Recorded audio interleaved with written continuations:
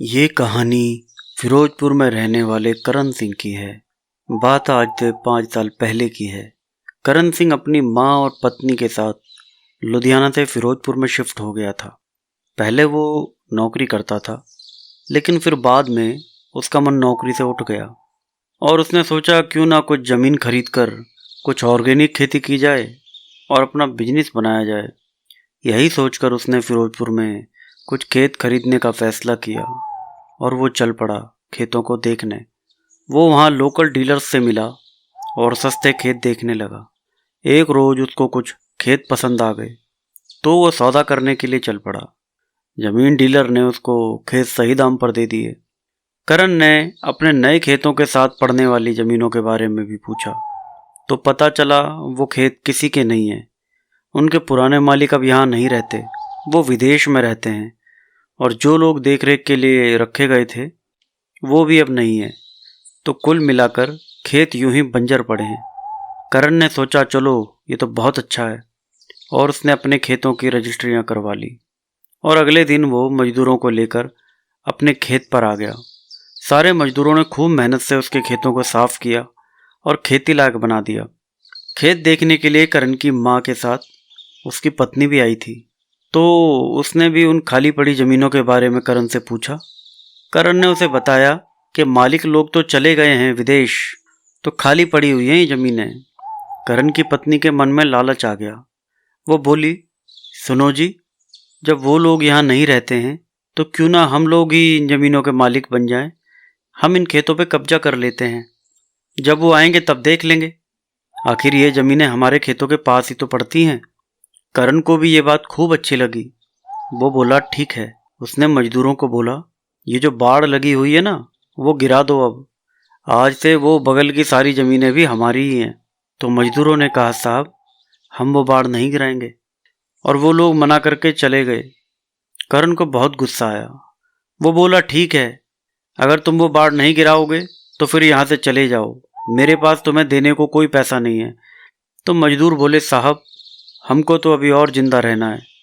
आपको अगर इस तरह का काम करना पसंद है तो आप खुद कर लो।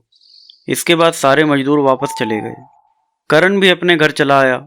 उसने अपनी वाइफ को बताया कि कोई मजदूर वहाँ काम करने को राजी नहीं हो रहा है। तो उसकी पत्नी बोली, ज़मीन तो आपकी होगी ना जी, तो ये काम आप ही को करना पड़ेगा, ऐसा ही लगता है। आप खुद जाकर ये काम करो ना। करण ने कहा, चलो कल जाएंगे और देखते हैं क्या हो सकता है। अगले दिन करण ट्रैक्टर और कुछ मशीनों को लेकर खेत के लिए निकल गया। खेत पर पहुंचकर उसने अपने ट्रैक्टर की मदद से वो बाड़ तोड़ दी जो उस खाली ज़मीन और उसके खेतों के बीच में पड़ती थी। फिर उसने जाकर वहाँ जो छोटे मोटे पेड़ और घास थी वो भी उखाड़नी शुरू कर दी। ये सब काम करते करते उसको रात हो गई, तो उसने खेत पर ही रुकने का फैसला कर लिया।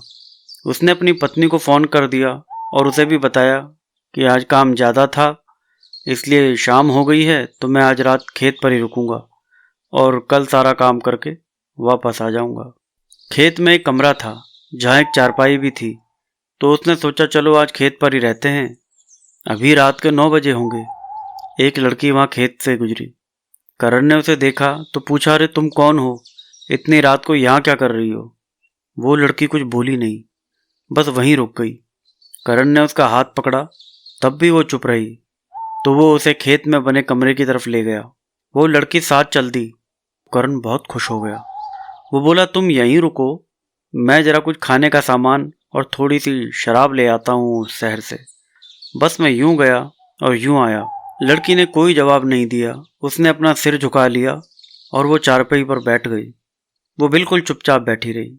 करण ने अपना ट्रैक्टर निकाला और शहर जाकर जल्दी से एक ढाबे से कुछ खाने का सामान पैक करवा लिया और बगल में एक शराब की दुकान से एक बोतल शराब भी खरीद ली। फिर वो वापस आया अपने खेत पर। उसने देखा वो लड़की कमरे में अब भी बैठी है। उसने कहा, चलो थोड़ा खाना खाते हैं, फिर बाद में बातें करते हैं। लड़की कुछ नहीं बोली। करण ने उसे खाना खाने के लिए दिया। उसने नहीं खाया, वो चुपचाप बैठी रही। करण ने सोचा शायद लड़की को भूख ही नहीं होगी। उसने खूब खाना खाया और शराब भी पी। उसके बाद वो लड़की से बात करने लगा। लड़की ने कोई जवाब नहीं दिया।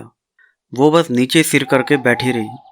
लगभग 12 बजे होंगे, तब तक वो दारू पीता ही रहा और उससे बात करता रहा। उसके बाद जैसे ही उसने लड़की को अपनी तरफ खींचा, लड़की अपनी जगह से हिली भी नहीं। उसने पूरा जोर लगाया, उसके पूरे जोर लगाने के बाद भी लड़की बिल्कुल नहीं हिली। वो नशे में तो था, लेकिन उसको समझ सब आ रहा था। उसको लगा ये क्या हो गया, अरे मैं इसको पूरी ताकत से खींच रहा हूँ, लेकिन मैं इसे हिला भी नहीं पा रहा हूँ। लगता है मुझे ज़्यादा नशा हो गया है। उसने दोबारा कोशिश की, तो भी वो लड़की अपनी जगह से हिली तक नहीं। फिर करण खुद उसके पास गया और जैसे ही उसने उसके कंधे पर हाथ रखा, उसने करण को उठाकर दीवार पर दे मारा। जैसे ही उसने अपना सिर ऊपर किया तो करण का तो पेशाब ही निकल गया।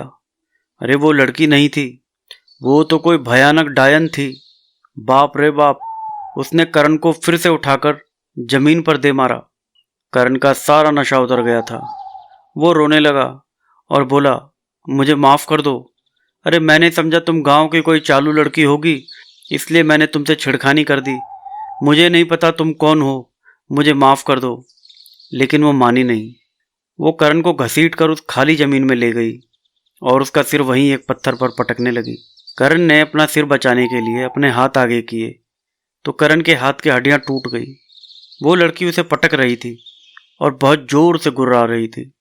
सवेरे 4 बजे तक वो करण को इसी तरीके से कभी खेतों में घसीटती तो कभी पत्थर पर लाकर पटक देती। करण के हाथ की और एक पैर की हड्डियां टूट चुकी थी। वो बुरी तरह लहूलुहान था, उसकी आवाज़ भी नहीं निकल पा रही थी। उसने जब उस लड़की को देखा तो वो बहुत भयानक थी।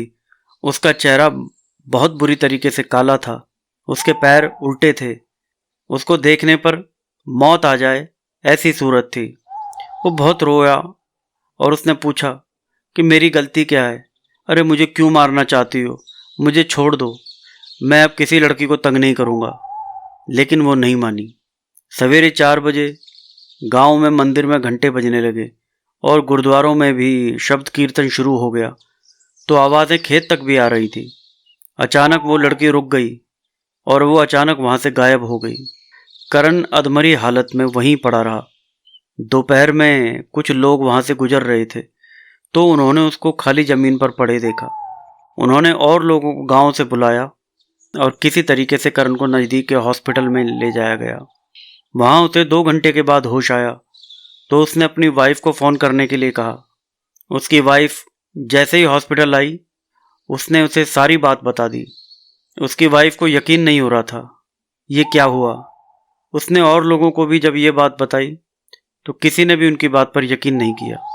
तब करण की वाइफ ने ज़मीन के डीलर को बुलाया और पूछा, वो जो खाली ज़मीन है उसका क्या रहस्य है? वो खाली क्यों है? उसके मालिक क्यों नहीं आते? डीलर ने पहले तो कुछ नहीं बताया, लेकिन जब उसने पुलिस का डर दिखाया तब वो बोला कि जिन लोगों की ये ज़मीन थी वो अब यहाँ नहीं रहते, वो विदेश में रहते हैं। बहुत साल पहले उन्होंने ज़मीन की देखभाल के लिए एक गरीब मजदूर और उसकी बेटी को रखा था, जो वहीं उस खेत पर ही रहते थे।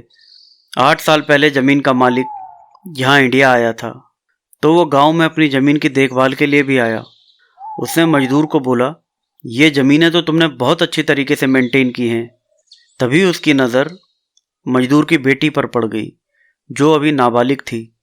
वो गरीब बहुत थे, मगर उसकी बेटी बहुत सुंदर थी। ये देखकर ज़मीन मालिक की नीयत बिगड़ गई। वो उसके साथ गलत हरकत करने लगा। जब मजदूर ने ये देखा तो उसने विरोध किया। बदले में उस बेचारे को अपनी जान देनी पड़ी। हाथापाई के दौरान गरीब मजदूर का सिर बड़े पत्थर से टकरा गया और वो वहीं तड़प तड़प कर मर गया। बेरहम ज़मीन मालिक ने उस मजदूर की नाबालिग बेटी के साथ गंदा काम किया और उसे वहीं उसी हालत में छोड़कर भाग गया। जाते जाते उसने उसे अपना मुंह बंद रखने के लिए बोला। उसके जाने के बाद वो लड़की पूरे गांव में बहुत लोगों के पास गई। उसने आप बीती सुनाई। वो बहुत रोई, मगर किसी ने भी उसकी मदद नहीं की। उसके पिता की लाश वहीं ज़मीन पर पड़ी पड़ी 2 दिन तक सड़ती रही। थक हार कर बेचारी लड़की ने वहीं उस ज़मीन में एक गड्ढा खोदा और अपने पिता को वहीं दफन कर दिया। उसके बाद उसने वहीं पेड़ से लटक कर आत्महत्या भी कर ली। उस दिन से वो ज़मीन अभिशप्त हो गई है उस ज़मीन पर हक जताने वाले बहुत परेशानियों में पड़ जाते हैं। आप पहले नहीं हैं जो उस भूत लड़की का शिकार हुए हैं। आपसे पहले वो ज़मीन मालिक भी एक बार खुद आया था, लेकिन उसकी भी जान जाते जाते बची। तब से वो वापस यहाँ कभी नहीं आया। तुम्हारी किस्मत तो बहुत अच्छी है जो तुम बच गए।